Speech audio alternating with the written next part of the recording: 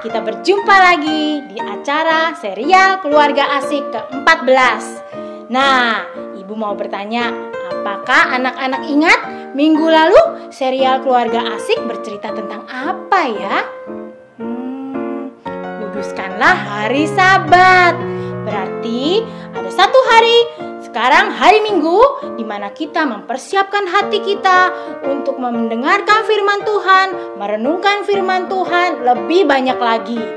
Nah, Ibu mau bertanya, apakah anak-anak suka ke gereja? Atau lebih suka jalan-jalan bertamasya bersama teman-teman? Ayo, suka yang mana? Di dalam Alkitab, di dalam Mazmur 84, pemazmur menulis bahwa dia berkata, lebih baik satu hari dia berada di rumah Tuhan daripada 1000 hari di tempat lain. Lebih baik dia berdiri di pintu gerbang rumah Tuhan daripada dia duduk-duduk bersama dengan orang fasik.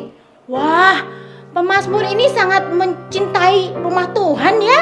Apakah anak-anak juga suka ke gereja? Senang sama rumah Tuhan? Nah, di rumah Tuhan kita bisa mendengarkan firman Tuhan. Kita juga bisa bertemu dengan saudara-saudara seiman, keluarga di dalam Tuhan. Sama-sama menyembah Tuhan Yesus. Ibu mau mengajak kita menyanyikan lagu Ku Cinta Keluarga Tuhan 2 kali. Mari kita menyanyikan.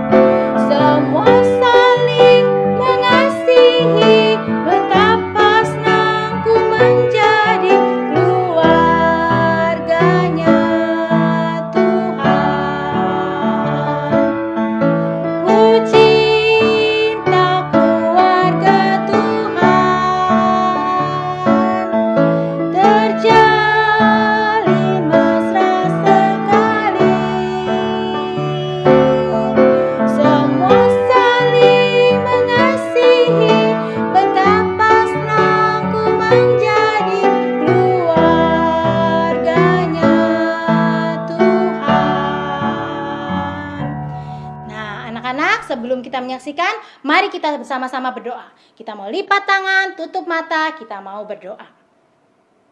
Ya Bapa yang bertata dalam kerajaan surga, terima kasih Tuhan.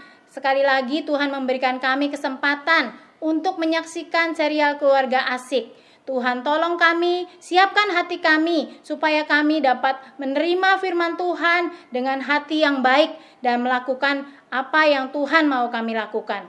Terima kasih Tuhan, pimpin acara ini dari awal sampai akhirnya supaya kami dapat terus berkonsentrasi dan kami semakin mengasihi Tuhan, semakin tahu apa yang mau Tuhan ingin kami lakukan. Di dalam nama Tuhan Yesus kami berdoa. Amin. Nah, anak-anak, mari kita menyaksikan serial Keluarga Asik. Perkenalkan, namaku Felix Gaudi, calon arsitek terkenal seluruh dunia. Wow! Perkenalkan, namaku Cika Gaudi, calon arsitek terkenal di dunia. Selamat datang di rumahku, mahakarya kelas dunia. Dengan pintu yang terbuat dari kayu mahoni, lantai beralaskan permadani Persia, dan bola lampu dari Italia. Numero uno. Kamu, ngapain sih kamu niru-niru aku? Hah? Kamu mau ngeledek ya?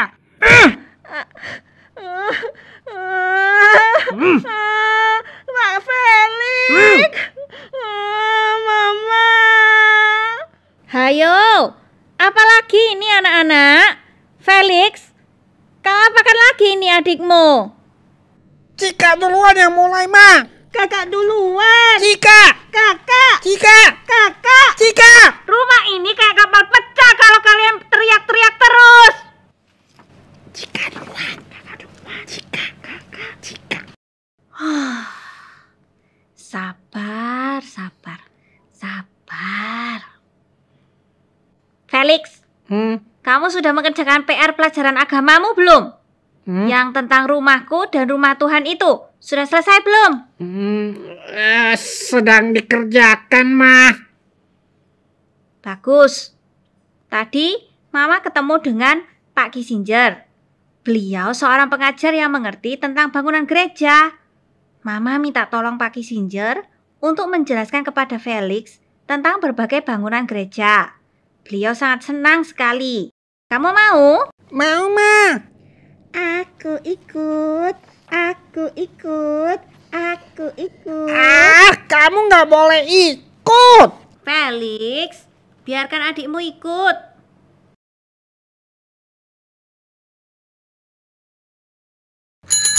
Selamat pagi. Selamat pagi Pak Kis. Terima kasih ya sudah mau datang membantu Felix. Sama-sama, Bu. Selamat pagi, Pak Kissinger. Aku sudah siap. Selamat pagi juga, Pak. Cika juga sudah siap. Kamu ini. Wow, si kecil ternyata ikut juga ya. Keren. Masih kecil tapi keinginannya untuk mau belajar yang lebih tinggi sangat-sangat suka. Bapak sangat suka sekali. Siap anak-anak? Berpegangan ya. Mari kita berpetualangan ke rumah Tuhan. Yeay! Asik. Hore, cihui. Nah, anak-anak, sekarang kita sudah sampai. Itu dia gerejanya. Nah, itu yang disebut dengan gereja GPIB Immanuel Semarang. Masyarakat di sini menyebutnya dengan gereja belenduk. Belenduk artinya adalah gerejanya berbentuk kubah. Nah, Bapak nanti akan menerangkan kepada kalian apa itu gereja belenduk supaya kalian bisa belajar apa sih bedanya rumah kita dan rumah Tuhan. Sekarang Bapak akan tunjukkan. Yang pertama adalah kita lihat bangunannya. Lihat kubahnya. Nah, gereja juga berbentuk kubah. Kubahnya terdiri dari 8 persegi atau disebut dengan oksagonal. Gereja ini dibangun sekitar tahun 1753. Cukup tua ya anak-anak. Gereja ini dibangun oleh masyarakat Belanda yang tinggal di kota Semarang. Gereja ini adalah gereja tertua yang ada di Jawa Tengah. Tapi sekarang lihat warnanya. Kubahnya berwarna merah dan temboknya berwarna putih. Itu menunjukkan bahwa gereja ini adalah gereja Indonesia. Nah, anak-anak, kita sekarang sudah berada di dalam gereja belenduk. Wow. Lihat dalamnya keren banget ya. Iya, indah sekali. Coba lihat kursinya dan beberapa ornamen-ornamen yang lain. Mereka masih pertahankan dari yang lama sekali. Felix dan Cika, coba kita lihat mimbarnya. Tuh. Wow, bagus sekali. Mimbarnya sangat tinggi. Nah, anak-anak, mimbar itu fungsinya adalah tempat seorang hamba Tuhan untuk menyampaikan firman Tuhan. Kenapa ditaruh di tempat yang tinggi? Agar semua jemaat bisa memperhatikan para hamba Tuhannya yang sedang menyampaikan firman Tuhan. Nah, gereja belenduk ini terdiri dari 2 lantai. Jadi, jemaat yang di atas dan yang di bawah sama-sama bisa melihat hamba Tuhannya. Coba lihat juga ada ornamen yang lain, yaitu pipe organ atau organ pipa. Mana, Pak? Itu. Nah, selain indah, suaranya juga indah merdu sekali. Oh ya. Gimana? Senang ya tinggal di dalam gereja ini? Iya. Iya. Cika suka berada di dalam gereja ini. Iya. Keren sekali. Iya. Pak Kissinger. Ya? Felix mau tanya, Ya, Felix.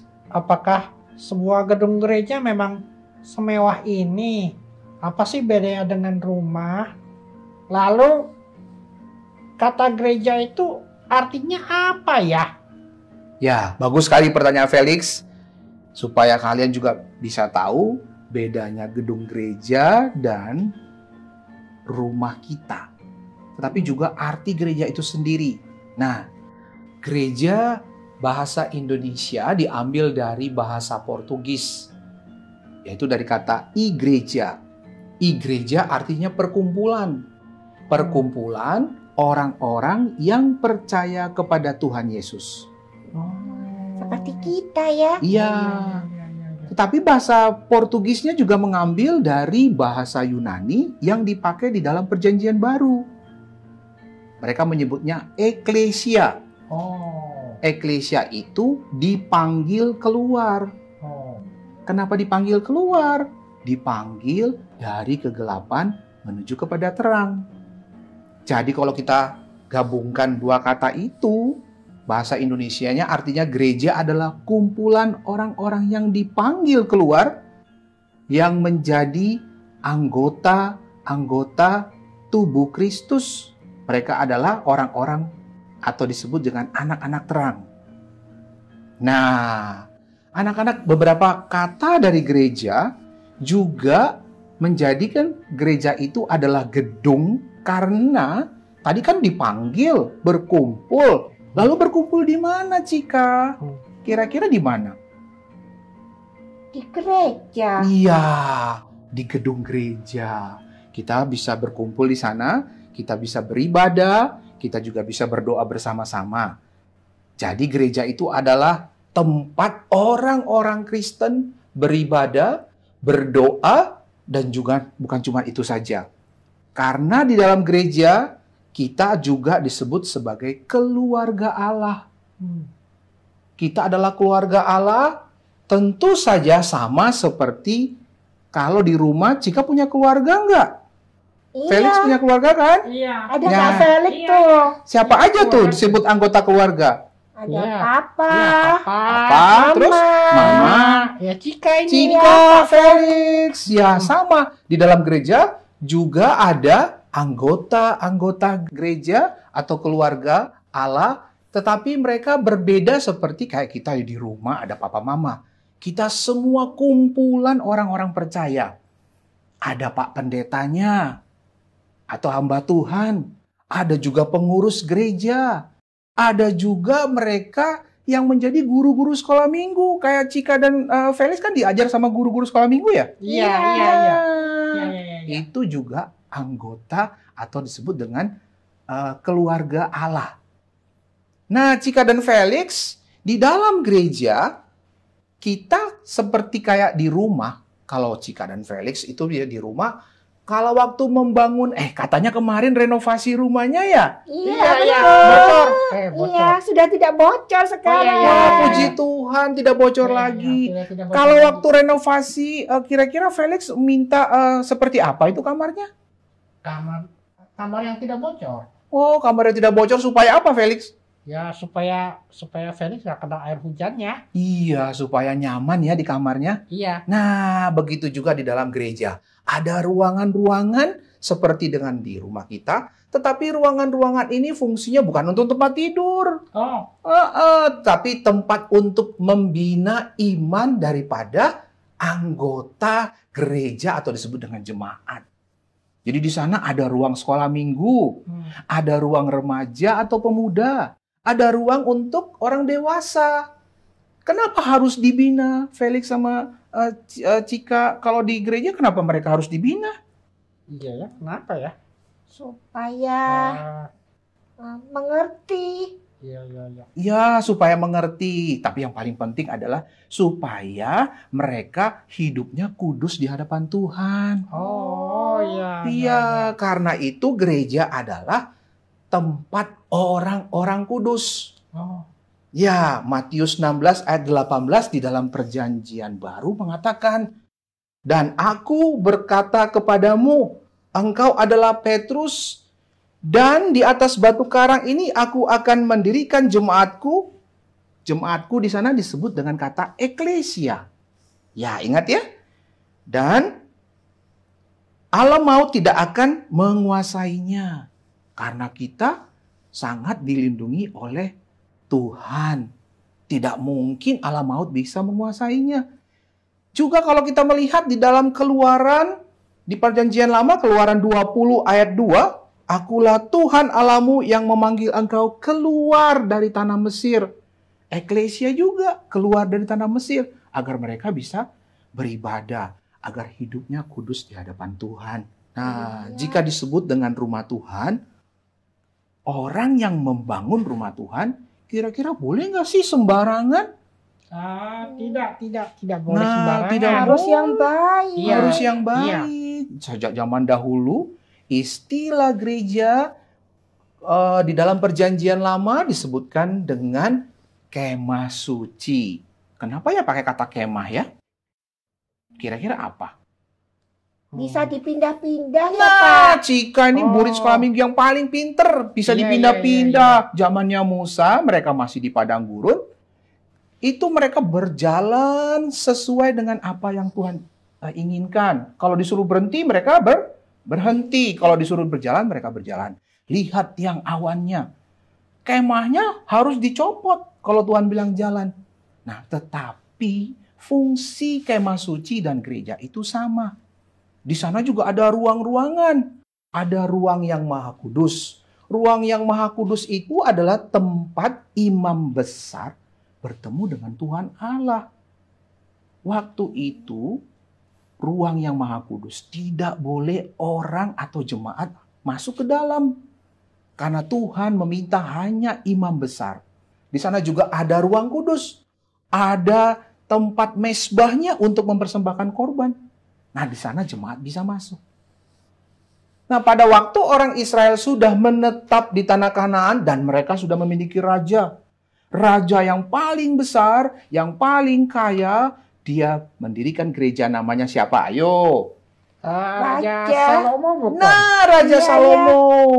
Di dalam pemerintahan Raja Salomo, dia diberikan kesempatan oleh Tuhan untuk mendirikan bait Allah yang besar sekali. Nah, anak-anak coba lihat bait Allahnya Salomo. Wow, keren banget tuh. Lihat tuh. Di dalam Perjanjian Lama juga ditulis.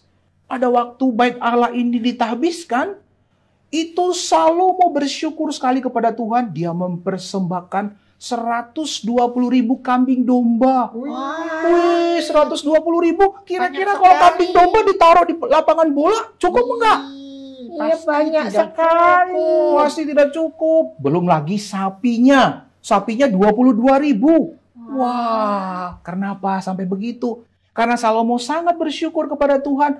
Orang Israel sekarang punya gereja yang sudah menetap. Bukan lagi seperti kemah suci.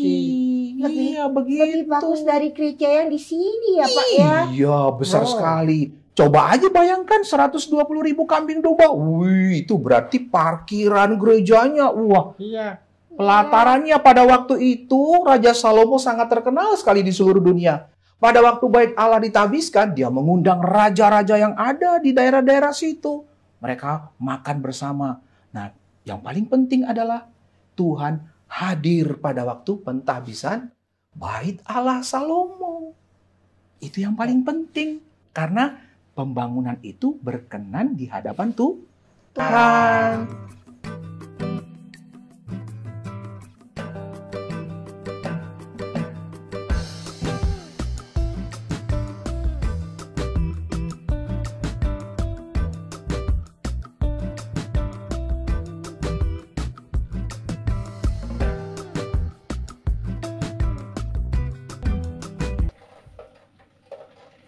Wow! Coba perhatikan gereja itu. Nah, itu adalah salah satu gereja yang Bapak ingin tunjukkan kepada kalian. Ini adalah gereja Las Lajas Sanctuary, Kolombia. Perhatikan anak-anak, gerejanya ada di atas jembatan. Tinggi jembatannya 100 meter. Dan tinggi gerejanya 130 meter. Wow, luar biasa ya. Nah, gereja ini sudah tua juga. Dibangun tahun 1916 dan merupakan gereja dengan arsitektur terbaik yang ada di Kolombia.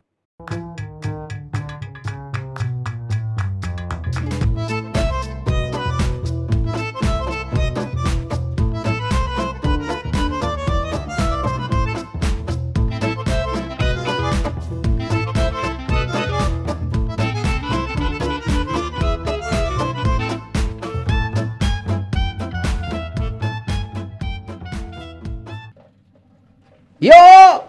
Nah, itu dia gerejanya. Besar sekali anak-anak. Coba lihat. Wow! Ini yang disebut dengan gereja Sacré-Cœur Paris, Prancis. Atau dalam bahasa Indonesia, orang mengatakan Basilika Hati Suci Paris. Gereja ini adalah gereja Katolik yang terbesar di Prancis, anak-anak. Dirancang oleh seorang arsitektur namanya Paul Abadie. Pembangunan gereja ini selesai pada tahun 1875 dan dinobatkan menjadi gereja basilika terbesar di Prancis pada tahun 1914. Panjang daripada gereja ini adalah 85 meter dan lebarnya 35 meter, tingginya adalah 83 meter. Karena posisi gereja ini ada di dataran tinggi, maka kalau kita naik gereja ini, kita bisa melihat seluruh dataran atau bangunan-bangunan yang ada di Paris. Sangat indah, bukan?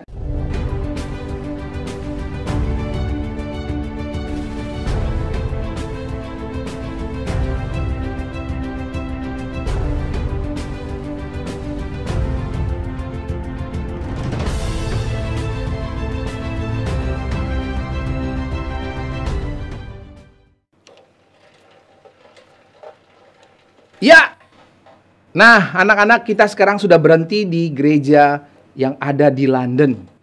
Namanya adalah St. Paul Cathedral, London. Bapak akan cerita apa keunikan daripada gereja ini dan apa keunikan arsitekturnya. Ayo, mari kita masuk ke dalam. Nah anak-anak sekarang kita berada di dalam gereja St. Paul Cathedral yang ada di London, Inggris. Wah, Felix sampai kagum banget tuh lihat. Ya, Cika juga ya? Iya. Wah, coba lihat itu altarnya aja segede gitu. Gede banget ya? Ini cuma apanya ya? Iya, tuh sangat detail sekali ornamennya. Ornamennya ini memiliki gaya klasik.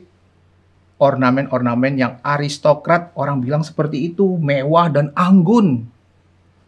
Ya, ini adalah gereja katedral. Gerejanya juga tinggi sekali. Dan gereja ini sangat lama dibangun, lebih dari 30 tahun. Wow, lama sekali. Bener. Iya. Ya, ini adalah gereja St. Paul Cathedral, London. Anak-anak mau ikut lagi? Mari kita akan keliling dunia untuk melihat gereja yang lain lagi.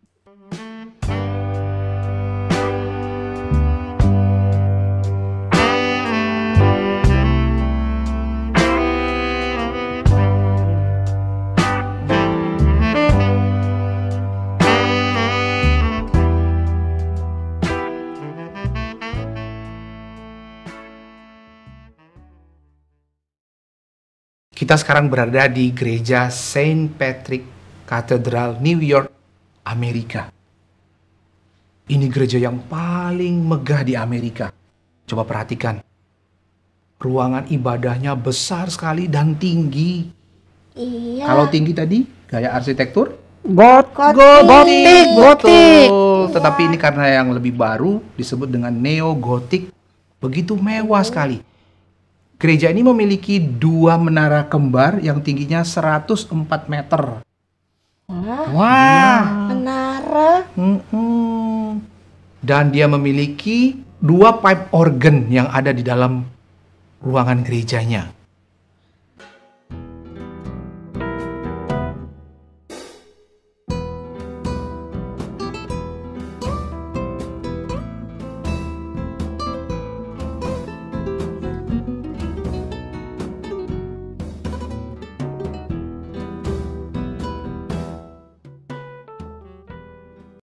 Wow, besar sekali. Coba perhatikan. Wow, itu dia gerejanya. Perhatikan anak-anak. Luas lapangan parkirnya aja besar sekali. Ini adalah gereja Saint Peter's Basilica yang ada di kota Vatikan. Anak-anak, gereja ini diklaim sebagai gereja terbesar di dunia. Gereja ini bisa menampung sekitar 60.000 orang dan luas daripada gereja ini sebesar 33.000 meter persegi. Gereja ini menggunakan gaya arsitektur Renaissance.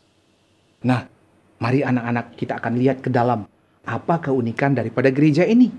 Di dalamnya juga ada makam daripada Rasul Simon Petrus. Yuk kita ke dalam yuk. Kita akan melihat bagaimana keunikan daripada gereja Saint Peter's Basilica Vatikan. Nah, anak-anak, sekarang kita berada di dalam gereja Saint Peter's Basilica yang ada di negara Vatikan. Coba lihat di dalamnya. Keren sekali ya. Pak. Besar dan keren sekali. Wah, ini pasti mahal sekali untuk membangun seperti ini. Iya, gereja ini dibangun selama lebih dari 130 tahun. Apa? Lama Oh sekali. iya. Gereja ini adalah gereja yang terbesar di dunia sampai saat ini. Wah, Luar biasa ya. Dan luasnya 21.000 meter persegi. Di luarnya juga bisa menampung 40.000 orang.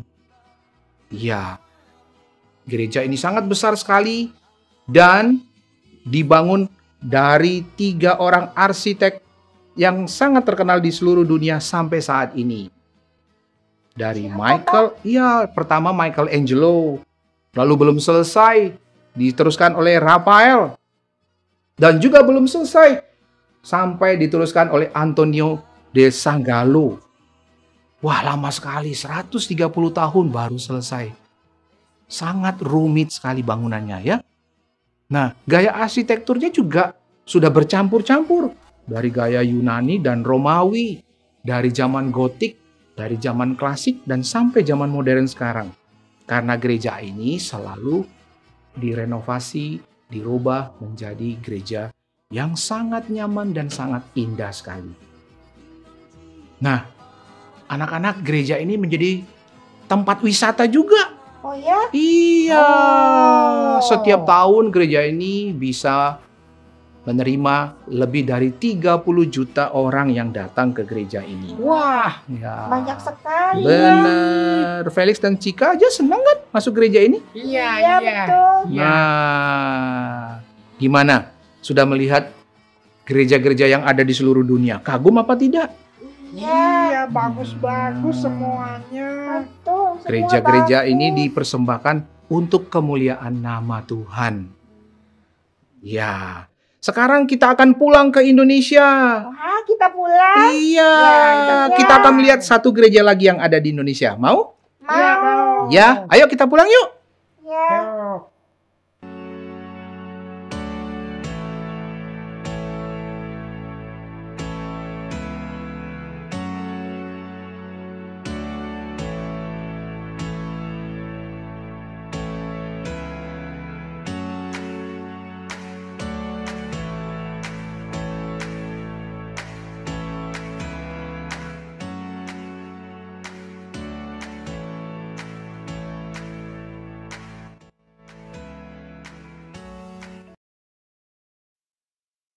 Nah, anak-anak, sekarang kita berada di Indonesia. Kita kembali ke Indonesia. Nah, lihat tuh. Nah, kita sekarang berada di Jakarta. Ini salah satu gereja yang terbesar di Indonesia.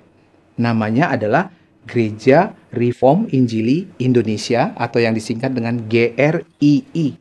Gereja ini ada di Kemayoran, Jakarta. Gereja ini sangat unik. Perhatikan, bentuk kubahnya seperti kubah raksasa. Gereja ini perpaduan daripada arsitektur gotik dan arsitektur modern. Yuk, mari kita melihat apa keunikan yang lain daripada gereja ini. Nah, Felix dan Cika, sekarang kita berada di GRII, Gereja Reform Injili Indonesia. Hah? Coba lihat di dalamnya. Besar ya, Pak? Iya, Luasnya. besar. Iya, luas. Bangunannya seperti tribun ya. Iya. Kita bisa melihat dari atas ke bawah. Nah, gereja ini memiliki gaya arsitektur kuno dan modern. Atapnya seperti kubah.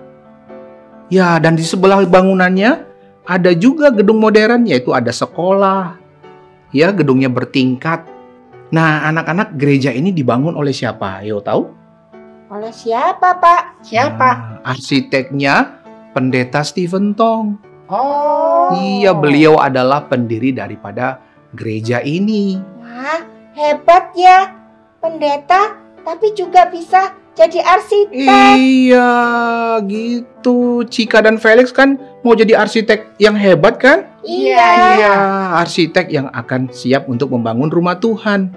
Nah, kita lihat kalau dari luar gedung gereja ini, di atasnya yang ada bentuk kubah itu tadi yang besar, itu ada tulisan. Sebelah yang lain itu ada tulisan Solus Christus dan Soli Deo Gloria. Lalu sebelah sisi yang lain ada tulisan Sola Scriptura, Sola Gratia, dan Sola Fide. Di bangunan yang lain lagi, di sisi yang lain ada tulisan Kasihi Allahmu dan kasihi sesamamu. Ya, jadi kalau kita dari luar, gedung gereja ini sangat unik dan memiliki ciri khas. Kubahnya berwarna biru. Nah, anak-anak, di dalam gereja ini ada juga bangunan-bangunan yang lain. Jadi gereja ini di dalamnya ada bangunan sekolah, ada juga aula simfonia atau konser hall, ada juga museum, ada perpustakaan. Jadi banyak sekali. Lengkap, Pak. Iya, coba kita masuk yuk ke ruang-ruang yang lain. Nah, ini adalah konser hall-nya, disebut dengan aula simfonia. Wah, indah sekali. Iya. Coba lihat, ada pipe organnya juga. Oh, Iya, betul. Nah, gereja ini juga memiliki perpustakaan. Coba kita masuk ke dalam perpustakaan. Ada lebih dari 15.000 koleksi bukunya. Iya, di sini Cika dan Felix bisa belajar. iya. Banyak sekali di sini buku-buku tentang pengetahuan, tentang firman Tuhan juga. Iya. Sebelahnya lagi ada gedung sekolah. Nah, Felix dan Cika bisa sekolah di sini juga. Nah, baik anak-anak, sekarang sudah sore, kita akan segera pulang. Yuk, kita segera pulang yuk. Ya, nanti kita dicari sama mama. Iya. Yuk, yuk kita bergegas yuk. Iya.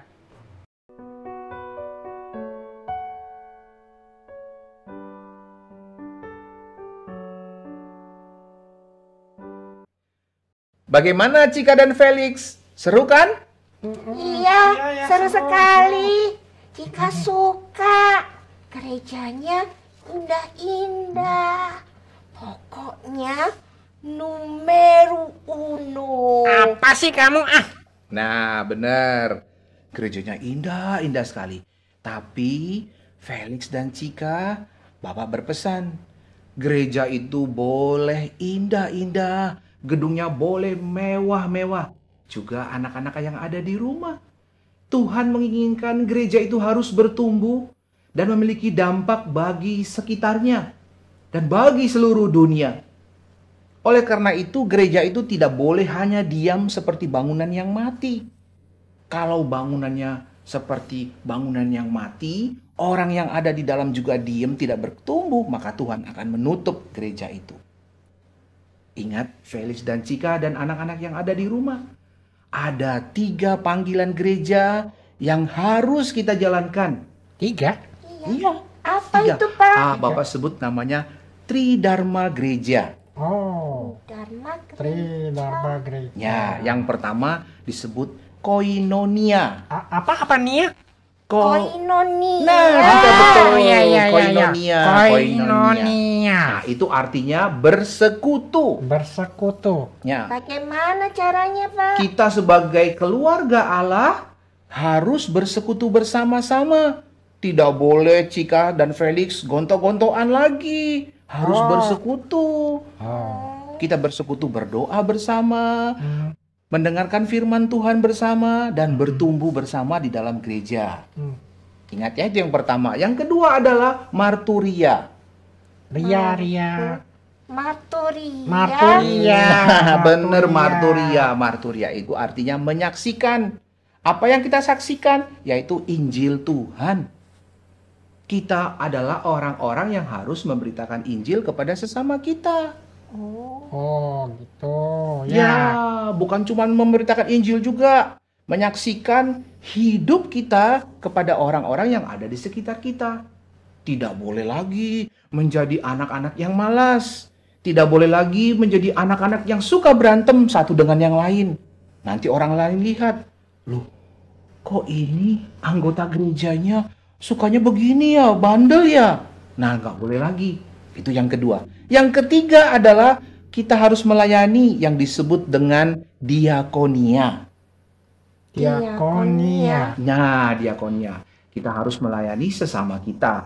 Maka 3 panggilan itu membuat gereja bertumbuh dan bukan menjadi bangunan yang mati. Bagaimana Kita Felix saling dan Cika? melayani ya Pak ya. Bener. Kak Felix harus melayani Cika. Enak aja kamu juga melayani aku. Nah, sama-sama saling melayani. Iya. Nah, demikian anak-anak yang ada di rumah. Kita tadi sudah melihat betapa banyaknya gedung-gedung gereja yang indah. Tetapi yang Tuhan inginkan kita adalah anggota keluarga Allah, gereja yang hidup dan harus bertumbuh dengan 3 panggilan gereja tadi. Sampai di sini pertemuan kita. Kita akan bertemu kembali di acara yang berikutnya. Dadah. Ya. Sampai jumpa. Nah, anak-anak gimana tadi ceritanya? Seru sekali ya. Felix dan Cika diajak pergi keliling dunia melihat berbagai macam gedung gereja di seluruh dunia. Kita bersyukur Tuhan mendirikan rumah Tuhan di seluruh dunia ini. Kita bukan orang yang sendirian, tapi banyak saudara seiman kita, banyak keluarga Tuhan di tempat lain. Kita mau menyanyikan lagu yang pertama kali tadi kita sudah nyanyikan, Ku Cinta Keluarga Tuhan. Kita tahu keluarga Tuhan bukan hanya yang ada di sini saja, tapi juga di seluruh dunia. Mereka yang percaya Tuhan Yesus, mereka juga adalah keluarga Tuhan. Mari kita bersama-sama menyanyikan lagu ini 2 kali.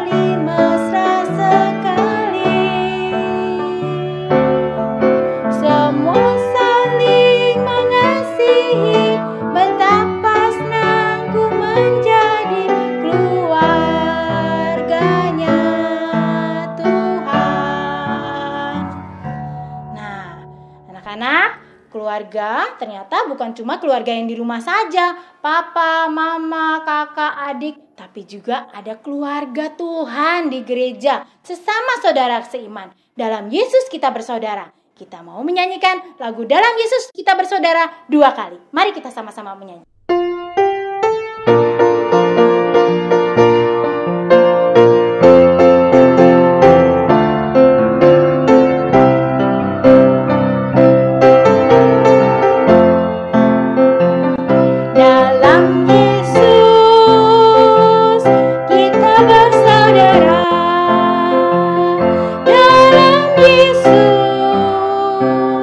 Kita bersaudara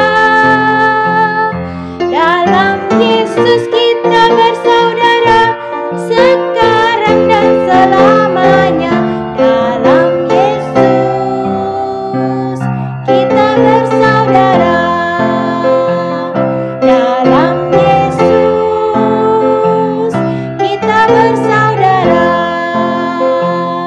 Dalam Yesus kita bersaudara. Dalam Yesus kita bersaudara. Sekarang dan selamanya. Dalam Yesus kita bersaudara. Nah, anak-anak, sebelum kita tutup, mari bersama-sama kita berdoa. Ya Bapa yang bertata dalam kerajaan surga, terima kasih Tuhan, kami sudah menyaksikan serial Keluarga Asik yang ke-14. Kiranya Tuhan yang selalu mengingatkan apa yang sudah firman Tuhan yang sudah kami dengar. Tolong kami Tuhan untuk mengasihi rumah Tuhan, mengasihi keluarga Tuhan. Di dalam nama Tuhan Yesus kami berdoa dan mengucap syukur. Amin. Nah, anak-anak jangan lupa besok adalah hari Minggu. Berarti kita mempersiapkan hati kita untuk beribadah kepada Tuhan besok hari. Dan jangan lupa minggu depan kita kembali menyaksikan serial Keluarga Asik yang berikutnya. Sampai jumpa anak-anak. Kau dengar Bondan? Minggu depan ada lomba masak. Aku mau ikut. Iya Gor, tapi emang modelan kayak kamu gini bisa masak emang? Wah, macam mana kau ini? Jangan kau remehkan Tigor. Nanti kau bisa incipi saksang, resep favorit keluargaku. Tak ketinggalan juga dengan sayur daun singkong dan sambal andaliman. Pasti ngiler kau, Dan.